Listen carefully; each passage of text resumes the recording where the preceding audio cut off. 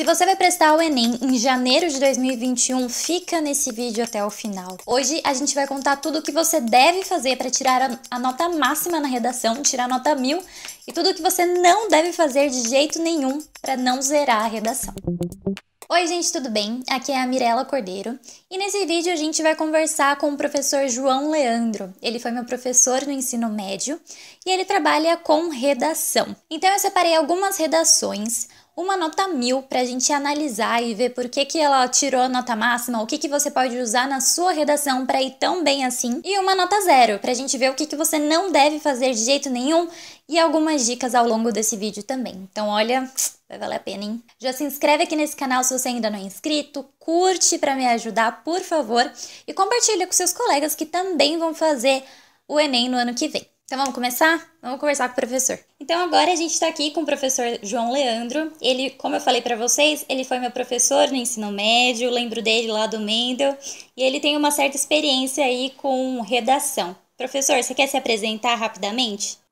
Sim, como a Mirella já disse, meu nome é João Leandro, eu trabalho com redação há muitos anos já, redação, literatura, gramática, e a Mirella me fez esse convite para nós comentarmos aqui 2 modelos de redação do Enem, e vamos lá, vamos ver em que é possível ajudar vocês. Tá certo, já vou agradecer. Muito obrigada por disponibilizar um pouquinho do seu tempo, que eu imagino que é super corrido, né? Então vamos começar pela redação nota 1000? Vamos lá. Essa redação nota 1000, né? Bom, só lembrando, né? O tema foi ali a democratização do acesso ao cinema no Brasil. Né? É interessante pensar por que essa redação tirou nota máxima. Eu gostaria de enumerar alguns pontos dessa redação que, de fato, justificam e justificariam em qualquer outra instituição, uma FUVEST, algumas universidades ainda no meio do ano, universidades públicas que não utilizam o Enem para o meio do ano, ela também tiraria uma grande nota. Veja bem que a aluna que fez essa redação, ela tem uma precisão muito grande quanto ao tema. Eu costumo dizer que uma coisa é fazermos uma redação em casa, no conforto enfim, né, do nosso lar. Outra coisa é fazer uma redação na escola, e outra coisa é fazer uma redação em um momento de tensão, que você sabe que aquilo valerá, aquilo será ali um passaporte ou não para a sua entrada na universidade. Então, é necessário ter alguns pontos muito bem definidos para que o aluno não se atrapalhe, para que você não se atrapalhe. Por exemplo, nessas situações cruciais, eu costumo dizer que a melhor coisa é o aluno ter uma preocupação em não fugir ao tema, em hipótese alguma, e também evitar ser tangencial ao tema. O que é ser tangencial?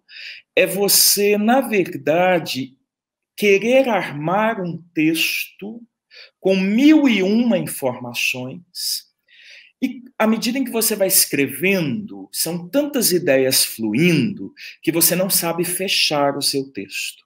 E aí você só começa a tocar propriamente no tema da redação já no seu segundo parágrafo de desenvolvimento ou na sua própria conclusão. Mais ou menos aquela coisa assim, meu Deus, eu preciso falar alguma coisa relacionada a esse tema. Ali você foi tangencial, ali você comprometeu muito a sua nota. E essa aluna, essa nota máxima aqui, nota 1000, ela é de Teresina, Piauí, e ela se deu conta de que ela precisava, de cara, matar o tema da redação dela. Observemos bem, se o tema é cinema, veja só o que ela diz. De acordo com a Constituição de 1988, então ela tem uma precisão de repertório, tá? Todos os cidadãos possuem o direito ao lazer na comunidade. Contudo, na atual sociedade brasileira, há uma ínfima democratização do acesso aos cinemas devido majoritariamente à negligência governamental e à má formação socioeducacional. Observemos uma coisa, então, que ela já delineou bem a questão que está ali na Constituição. Ela se refere especificamente ao artigo 5º da Constituição, que é muito baseado ali nos direitos do homem, na Carta da ONU, e que é o direito ao lazer, né, que é o direito enfim, ao gozo da vida, né, uma espécie de carpe diem. Isso é assegurado em todo Estado democrático de direito, né, pelo menos teoricamente. Então ela foi incisiva. Ali ela já fez uma demarcação para a banca corretora, como quem diz, olha, eu sei a que eu vim. Eu vim para pegar essa vaga. É fundamental que o aluno tenha um plano de texto muito cartesiano. Professor, o que é isso?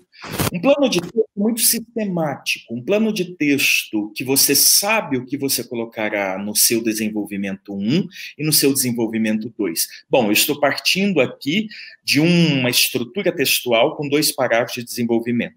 Então, essa menina pega e ela já lança aqui uma estrutura muito cartesiana. Ela começa com um a priori, tá? E ela vai falar de pacto social, ou seja, ela está ainda dialogando com a introdução dela numa questão de cidadania. Tá? Ela vai trabalhar com John Rawls, que é um contratualista, tá? E ela, então, precisa muito bem os elementos que são fundamentais dentro de uma organização social e dentro ali de uma sociedade de bem-estar social. Tá? Bom, hoje nós temos pouca sociedade de bem-estar social, só para isso ficar claro, né, no mundo ocidental. E depois que ela apresenta isso, ela vai numa organização, numa sequência de ideias claríssima. Ela passa... Segundo parágrafo, além disso, alude-se ao pensamento do intelectual Paulo Freire. Veja bem, ela está colocando uma questão de bem-estar social, ela lança isso na introdução, ela confirma isso no primeiro parágrafo do desenvolvimento, e ela continua com um elemento que é fundamental dentro de um Estado democrático de direito, a educação. Por isso que ela vem com Paulo Freire. Moral da história. Alguns alunos acham que citar nomes de filósofos, de escritores, enfim, povoar a redação de nomes, que isso vai ser positivo, e não necessariamente isso é positivo. O que é mais positivo é a manutenção de um fio condutor da sua argumentação. Isso é um pensamento cartesiano. Um dos maiores pecados de uma redação é uma estruturação, ou uma desestruturação, o texto colocado em bloco. Um parágrafo não estabelece nenhum diálogo com um parágrafo subsequente. Uma outra coisa, agora muito do ponto de vista sintático, que essa redação traz e que é fundamental. Essa aluna ela foi capaz não apenas de, uma visão geral, como eu já comentei, ordenar as ideias dela ao longo do texto, mas ela foi capaz também de ordenar suas ideias entre períodos construtores dos parágrafos. Professor, isso se deve a quê? Isso se deve substancialmente a conectivos. Não apenas conectivos que nós aprendemos ali, como além disso, enfim, esses conectivos que às vezes, professor, eles dão até umas tabelas, né? Existem também os conectivos semânticos, tá? Por exemplo, no segundo parágrafo, ela começa com, sob essa perspectiva, como diz um professor da Unicamp, né, o Rodolfo Lari, ele diz o seguinte, são conectivos semânticos. O aluno está tratando o texto, né, não como uma conversa cheia de brecada. Finalmente, ela traz ali na conclusão o que é muito característico também, né? As duas propostas de intervenção, tá, que ela fez. Ela foi uma aluna corajosa, tá? Ela desagou toda a culpa disso no governo, né? Eu fico um pouco receoso em relação a isso, mas, de qualquer forma, foram propostas de intervenção muito fora do senso comum. Ela iniciou e fechou o texto dela da mesma maneira, falando da Constituição Brasileira de 1988. O que nós temos aí é essa retomada da introdução. Elemento fundamental, tá? Uma espécie de chave de ouro ali, de textos bem construídos. Então, observem bem, eu gostaria de deixar muito claro essa ideia de uma organização cartesiana do texto, ou seja, poucos argumentos, porém muito bem trabalhados, não misturados, não caóticos dentro do texto, mas dispostos numa sequência. E existe um outro elemento aqui, que é a própria maturidade argumentativa dessa aluna. Ela traz aí um repertório, e um repertório que nós sabemos. A única coisa que apropriação de repertório é leitura, discussão com amigos, discussão com professor. Eu estou falando de discussão aqui, uma discussão intelectual, um bate-papo, tá? Com pessoas que aceitam o seu bate-papo, claro. Tá? Então, sobre essa redação, eu acredito que eu levantei pontos aqui que podem esclarecer isso, Mirella. Não, com certeza. Então, só para a gente recapitular aqui, você já recapitulou, na verdade, né? Mas é uma estrutura cartesiana, é muito importante, você ressaltou, retomar no final, né? Fazer a conexão com a introdução. Os conectivos que ela usou de maneira muito importante, não só entre os parágrafos, mas no próprio parágrafo, né? E ele trouxe também a questão de repertório. Eu só gostaria de fazer uma observação, que, para quem se interessar, se vocês colocarem no Google competências da redação Enem, vocês serão conduzidos imediatamente para um site do governo federal, tá? E no site do governo federal vem muito bem explicado, tá, quais são as competências avaliadas pelo Enem. As competências avaliadas pelo Enem, elas são basicamente 5 competências. Tá? Então, a primeira delas é um domínio da escrita formal. Só que isso diz respeito a quê? Isso diz respeito desde elementos como ortografia, acentuação, concordância verbal nominal, paralelismo, emprego de pronome, tá? Regência verbo nominal.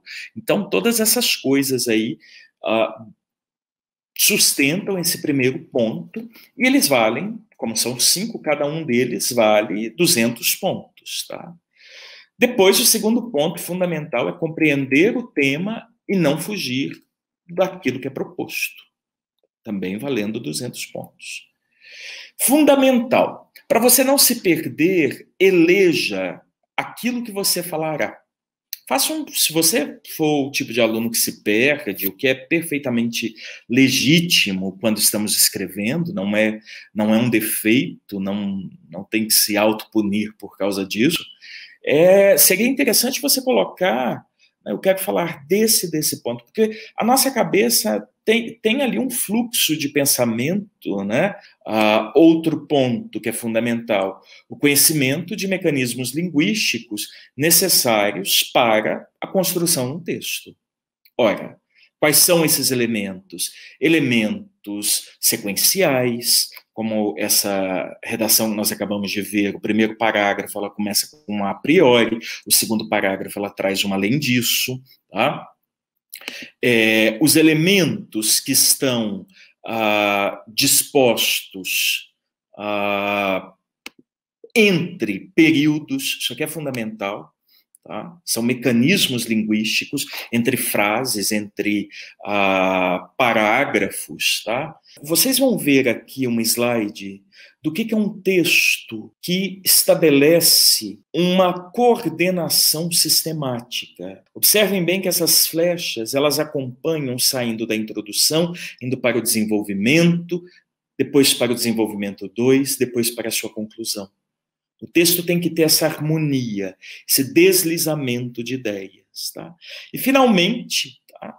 O quinto ponto do Enem é, ainda bem que ele ainda está salvaguardado, é o respeito aos direitos humanos. Tá bem? Oi! Eu tava editando esse vídeo e eu percebi que ele tava ficando muito longo, então eu resolvi dividir em dois. Então na parte 2 desse vídeo, vocês vão ver a redação que levou nota 0 e tudo que vocês não devem fazer de jeito nenhum. Então já passa aí pro próximo vídeo.